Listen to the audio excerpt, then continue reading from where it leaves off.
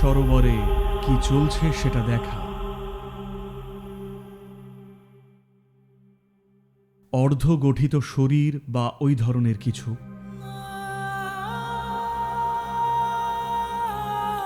একটা অনুমান এটা হতে পারে যে এই শক্তিরা বা এই সত্তারা হয়তো মানব সত্তার কারিগর।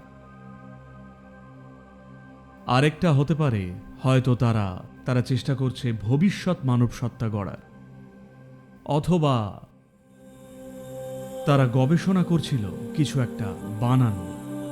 নিজেদের জন্য শরীর হতে পারে, সম্ভবত তারা শরীর তৈরি করছিল গণদের জন্য যারা কিনা পুরোপুরি বিকৃত, অথবা ওই সত্তাদের জন্য যারা এখনো ভেসে বেড়াচ্ছে, অথবা হতে পারে এটা প্রজেক্ট পার্বতী, যে তারা দেখেছিল তাকে কিভাবে অন্য কিছুতে বদলানো যায় বা যেখানে তাদের ইচ্ছে তাকে নিয়ে যাওয়া যায়।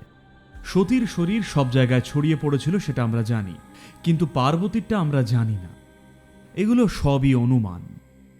আমরা যুক্তি দিয়ে একটা কিছুতে পৌঁছানোর চেষ্টা করছি। আমরা টুকটাক যা দেখেছি তাই দিয়েই, খুব স্বল্প যা কিছু আমরা দেখেছি, আমরা তারই চারধারে একটা গল্প খাড়া করার চেষ্টা করছি। আর যে গল্পই আমরা বানাই না কেন, তা আমাদের যুক্তির কাঠামোতে উপযুক্ত হতে হবে, যার আসলে হয়তো কোনো মানেই নেই।